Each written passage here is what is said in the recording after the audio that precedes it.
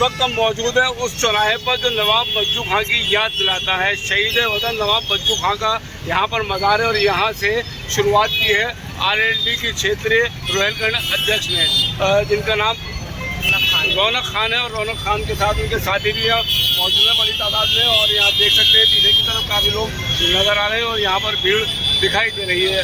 मुरादाबाद के गलशेज चौराहे से लेकर कैंडल मार्च यहाँ से किया है ईदगाह तक। और यहाँ पर देख सकते हैं इनके दिलों में कितना गुस्सा है और कितना जज्बा है कि ऐसे लोगों के साथ ऐसे लोगों को सजाए मौत मिलना चाहिए। जिन लोगों ने इस तरीके की करतूत किए, भाई नहीं है, वो किसी के दोस्त नहीं है, किसी के बेटे नहीं है, ऐसे लोगों के खिलाफ तत्काल कार्रवाई की जाए और फांसी की सज़ा का प्रावधान बनाया जाए। रौनक खान का कहना है कि ऐसे लोगों के खिलाफ सख्त से सख्त कार्रवाई की जाए। तहलका न्यूज़ चैनल मुरादाबाद।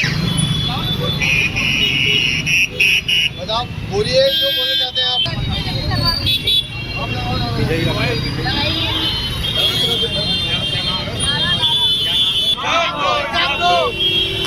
दोषियों को फांसी दो, दोषियों को फांसी दो, दोषियों को फांसी दो, दोषियों को फांसी दो।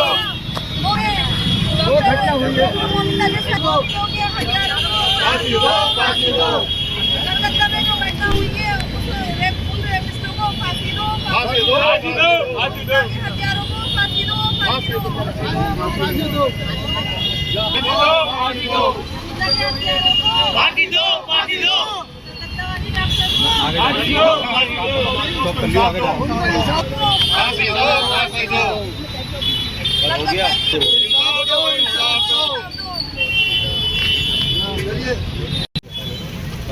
बेटा ये पकड़ो आप। फांसी दो, फांसी दो, फांसी दो, हत्यारों को फांसी दो, फांसी दो। देश की बेटी के हत्यारों को फांसी दो, फांसी दो। देश की बेटी के हत्यारों को फांसी दो, फांसी दो। देश की बेटी अमर रहे, अमर रहे, अमर रहे, अमर रहे। फांसी दो, फांसी दो।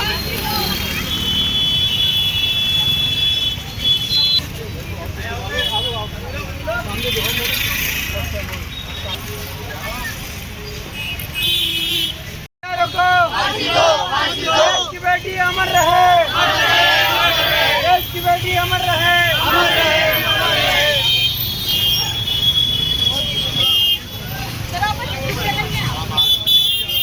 मैडम से ले लेना।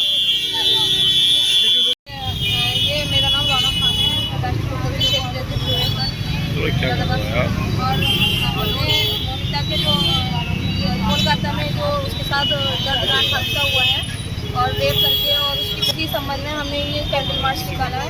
ये कैंडल मार्च मैंने यहाँ पर हम सब लोगों ने मिलकर नवाब बच्चू खां चौक से लेकर रोड तक निकाला है। और हमारा ये उद्देश्य है और ये हमारा गवर्नमेंट से निवेदन है कि ये जो रेपिस्ट हैं इनको फांसी देनी चाहिए और इस तरह की घटनाएं आगे ना घटें, इसके लिए कड़े से कड़े कानून बनाने चाहिए। और आगे ये जो हमारी बेटियों के साथ ये दुष्कर्म होते बढ़ते जा रहे हैं। अभी एक रोहिलखंड में एक महिला के साथ इसी तरह का दुष्कर्म हुआ है और उसको भी इसी तरह से 2 महीने पहले रेप करके और मार दिया, जान से मार दिया। एक दुष्कर्म एक प्रशासनिक दरोगा ने अपनी पत्नी के साथ मुरादाबाद में ही उसके 2 ही पीड़ित हैं।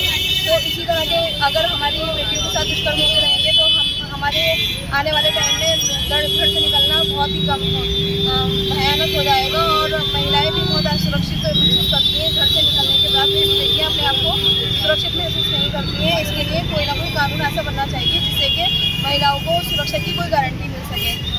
बेटी बचाओ, ये बेटी पढ़ाओ और बेटी बचाओ का नारा है। बेटी पढ़ने के बाद कहाँ सुरक्षित है?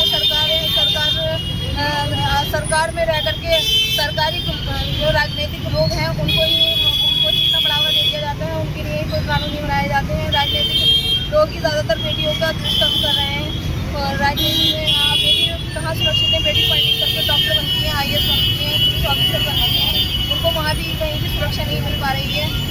अधिवक्ता बनती है, वहाँ भी महिलाएं सुरक्षित नहीं है। तो कहाँ महिलाओं की नहीं सुरक्षा है? ये बेटी पढ़ाओ और बेटी बचाओ का नारा ये बिल्कुल गलत है। यहाँ तो बेटियों को खदेड़ा जा रहा है, मारा जा रहा है और उन्हें दर्दनाक हत्याएं करी जा रही हैं और उनके रेप कर करके उन्हें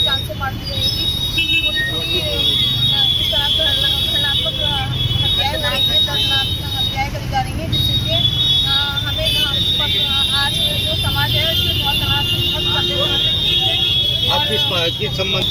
मैं राष्ट्रीय लोकदल से, हमारा पूरा परिवार राष्ट्रीय लोकदल का यहाँ आया हुआ है और हमारे पूरे परिवार की यही मांग है कि इस तरह की हत्याओं को रोका जाए और जो आरोपी हैं उनको कड़ी से कड़ी सजा दी जाए। भारतीय जनता पार्टी आरएलडी के महत्वपूर्ण पद पर हैं आप, और जयंत चौधरी जी से क्या कहना चाहेंगी? उनसे भी कुछ आप अपने यहाँ से लिख के देंगे, क्योंकि आप सरकार में शामिल है आपकी पार्टी के क्या आप राष्ट्रीय अध्यक्ष से क्या कहना चाहेंगे इस मामले में?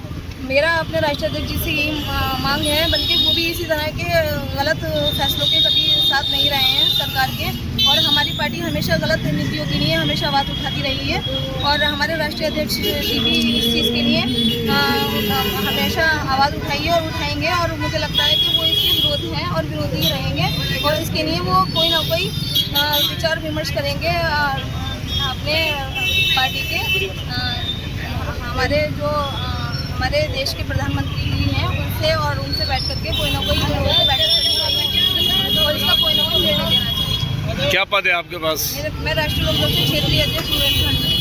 कोलकाता में जो कांड हुआ है डॉक्टर्स के साथ, इससे पहले भी काफ़ी घटनाएं हो चुकी हैं, उनमें अगर सही कार्रवाई की जाती तो आगे इस तरह की घटना नहीं होती। क्या कहना चाहती हैं आगे? इससे पहले भी घटनाएं बहुत सारी घटित हुई हैं और उस पर गवर्नमेंट ने कोई ज़्यादा एक काम किया है। बिल्किस बानो जैसी महिला, अगर उस वक्त उनके हत्यारों को फांसी की सज़ा दे दी जाती तो ये घटनाएं इतनी आगे जन्म नहीं देती, और मुझे लगता है कि लोगों के दिल में एक डर और खौफ पैदा रहता हमेशा।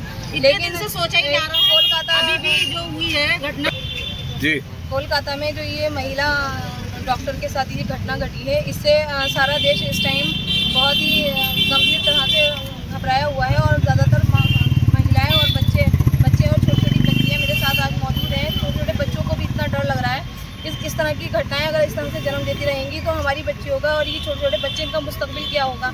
आज रक्षाबंधन का ये पर्व है और आज भाई अपनी बहनों की सुरक्षा के लिए कस्में खाते हैं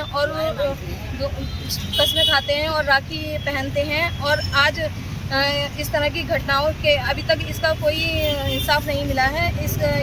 ये बताएं मुझे मीडिया के माध्यम से। मैं सरकार से ये पूछना चाहती हूँ कि ये जो बेटियों के साथ ये दुष्कर्म हो रहे हैं, इनको इंसाफ कब मिलेगा और कब इनको फांसी के तख्ते पर लटकाया जाएगा इस तरह के दुष्कर्म? आप यूपी सरकार और सेंट्रल सरकार से क्या अपील करना चाहोगी?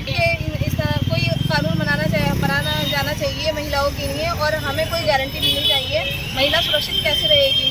बहन बेटियां घर से बाहर जाती हैं, उनको सुरक्षा महसूस नहीं करती हैं। घर से 11 बजे के बाद घर से निकलना असुरक्षित महसूस करती हैं, और हमें भी अपनी बच्चियों के साथ और सारे देश को अपनी बच्चियों के साथ डर रहता है कि कहीं पे भी पढ़ने जाती हैं। आज जब डॉक्टर्स जैसी लड़कियों के साथ और पुलिस में रहने वाली महिलाओं के साथ ऐसा हो रहा है, एक अधिवक्ताओं के साथ अगर ऐसा होता है, तो मैं समझती हूँ कि कहाँ हम लोग जागरूक हो रहे हैं, कहाँ हमारी बेटियाँ पढ़ रही हैं और आगे बढ़ रही हैं। बढ़ेगा भारत या पढ़ेंगी बेटियाँ, कहाँ पढ़ेंगी बेटियाँ? देखिए कहाँ इस तरह से दुष्कर्म होता रहेगा तो बेटियाँ कैसे आगे बढ़ेंगी?